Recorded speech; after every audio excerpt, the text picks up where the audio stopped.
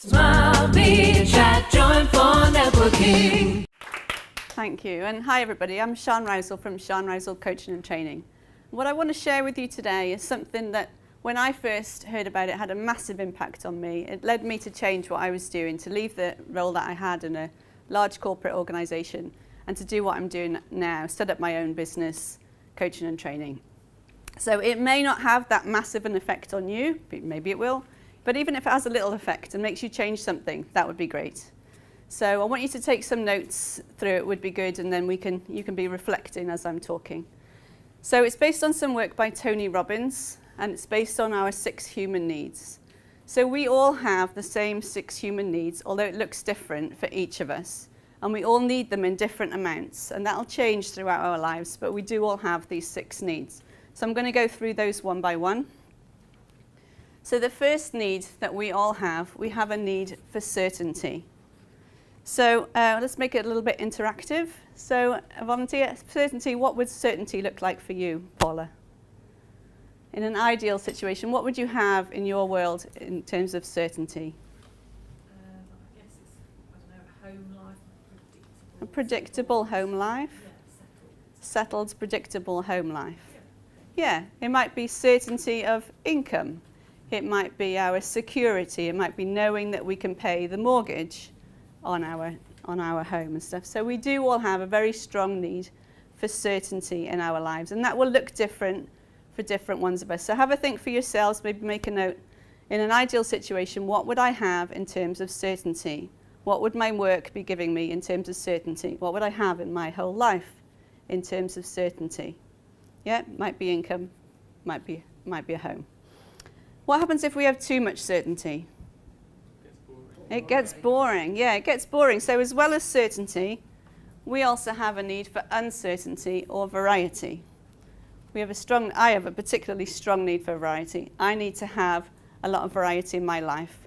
So I'm a ballroom dance teacher as well as the other things I do. And when I was a scientist, I was a ballroom dance teacher. So scientist by day, ballroom dance teacher by night. I need that variety in my life, but we all need variety. So what else might you have in terms of variety in an ideal situation? Balance. We need to balance the certainty and the variety, yeah. And in terms of variety on its own, what would we need? What would it look like? Variety in the types of work that we do. different sorts of clients. Different sorts of clients, different places to work, different sorts of clients, different work that we do. We need that variety, and absolutely, Terry, we need to balance that with certainty. Lots of people say, oh, variety, I like to travel to different countries. I get lots of variety there. And I think, yeah, I like to go to a different Greek island every summer for my holiday. So I get variety, but I'm also getting a lot of certainty as well. I know what I'm going to get. I'm just going to see a different island. So we need to balance both of those. The next of the needs that we all need is significance. We have a need to be significant in our community, and we can get that in different ways. We can be significant in our community by being a firefighter. We can also be significant in our community by being a drug dealer or a gang leader. It's still meeting that need for significance. Significance may also be your status, your job title. It might be the size of the house that you have, the car that you drive. That might be what significance means to you. So think about, for you and in your ideal situation, what would you have in terms of significance? If everything was the way you wanted it to be, how would significance be showing up in your life? Okay? The next one is that we all need is connection. Connection or love. This could be connection to other people, or it could be connection to a purpose. So lots of people work in the job they do because they're connected to the purpose of why they do that, or they're connected to the patients or their customers or whatever it is they've got a particular connection to. So it's connection to others, connection to a purpose. And these last two, so significance and connection, we often feel these a lot when we lose them.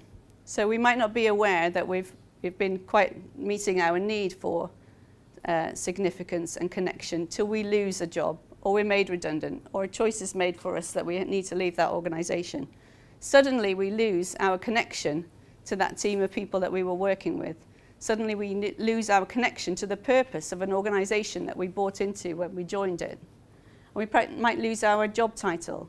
We might not be able to put that on our business card anymore. For some people, it's significant losing their email address. They've always associated themselves with that particular email address.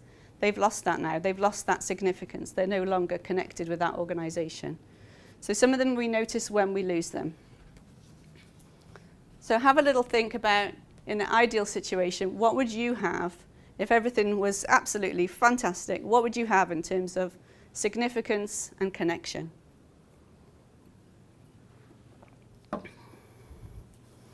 These last two are about fulfillment. The ones we've covered so far are all about achievement. The older that we get, I think the more important it is to have these last two in our lives. These are all about growth and contribution. So, growth. What might growth be in an ideal situation? Chris? Education. Yeah. So, growing your education, growing your skills. Anybody else? Growing your business. Yeah, growing your business. Growing the balance in your bank account. Yeah? Growing your knowledge. Growing your number of connections. Growing as a person. Contribution. Contribution to others. Contribution to somebody else beyond ourselves. What might that look like? For networking. For networking, tell me more, Rachel. Contributing to helping others make the most of their for networking experience and to understand how they can benefit from it. Yeah, so it's contributing to helping others to help them get the most out of for networking, for example. So absolutely. So we have a need to contribute to other people. And some people will get that through their work, just through the nature of the work that they do. Other people, they need to think about, how do I get that perhaps outside of work? It's why a lot of us do volunteer work. That's how we meet our need for contribution, if it's not obvious within the work that we do. Okay, so those are the 6 needs. We do all have them, we all need them, and we'll all be trying to meet them in one way or another. So I want you just to have a think about comparing what you've perhaps jotted down in an ideal situation. What do you want in terms of those 6 needs? And compared to that to the situation that you've got today. So compared to where you have everything is 6 out of 6, where are you today? I'm not going to ask you to share. You can just register that for yourself. But research shows that people who are super happy with what they are doing in their life are getting 6 out of 6 needs met. These are the people that when the alarm goes off in the morning, woohoo, they're ready to go because they love what they're doing. People who are getting 4 or less of their needs met, these are the people who are ready to leave their job, to quit their business, to make major changes to what they're doing. Or these are the people that on a Sunday night are dreading the week ahead, or want to cry when that alarm goes off on a Monday morning. So if you are getting 4 or less of your needs met, you probably need to make a change. And that is where I was at a couple of years ago. I could see no way to get higher than a 4 in the organisation I was in. I was not going to be able to get that to a 6 out of 6, so I needed to make a change. But it may not be that drastic. You can make some little tweaks along the way. So it's often useful to think about where you are in a situation. Some people that I've worked with that are being made redundant, they're very anxious because their need for certainty is being affected. So they're felt like they've stayed in a job, they're secure, they're safe, they know they're getting paid, they know what they're doing every week, and suddenly that's being taken away from them, and they will hang on to that and maybe not realize that the situation they were in was not meeting their other needs anyway. So it's a chance to kind of have a look and see, remembering that we need all 6. We don't only need certainty.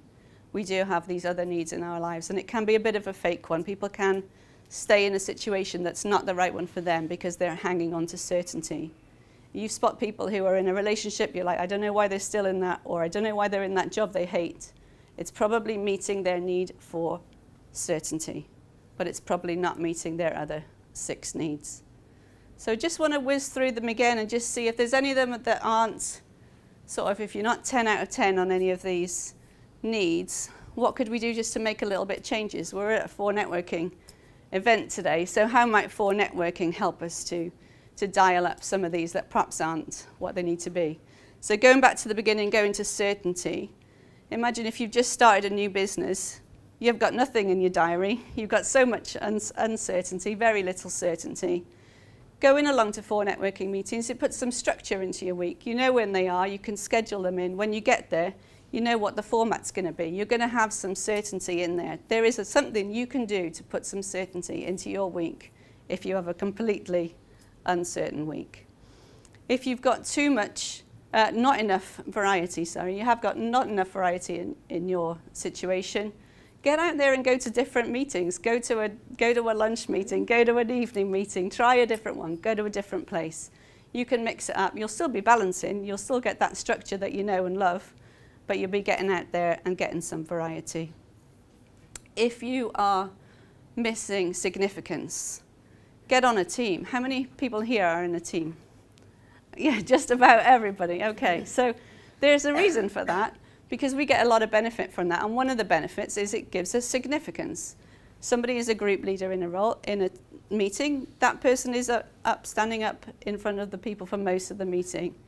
Same as if you go in foresight. You're all foresighters here. Do a foresight. You stood in front of the rest of the people for 20 minutes. You are very significant during that meeting.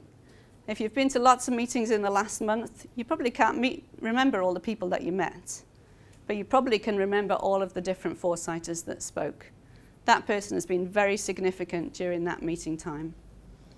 If you are missing connection, perhaps you used to work in a large organization, be part of a large team that's now, they're all over here, you're somewhere else on the outside, you're not part of that team anymore, except that you can be within 4 networking. It's known as a family for a reason, because the connections are very, very strong. So if you're normally sitting at home on your own, in your spare room, working on your own in your business, get out there and get networking, be part of the community. You want to be part of a team again? Join a team. You'll get that connection to other people. Growth and contribution, massive opportunities within 4 networking. You can grow your waistline if you have too many 4 networking breakfasts. But you can grow your network, you can grow your business, but you can also grow as a person. You can increase your learning and development over that time. And the time I've been in 4 networking, I've heard incredible foresights and learned so much from the foresights and from the people that I've talked to one-to-one and the people that I've been around and stuff. That's incredible. The opportunities for growth are massive. The last one is contribution. And Rachel said it earlier, 4 networking gives you lots of opportunities to help other people to make the most of the network, to grow their business. And there are lots of people who will be there trying to help you as well. If you let them help you, you're helping them meet their need for contribution. So it's win-win. Yeah, so we all have that need. We can all get it met, and we can help other people to get it met.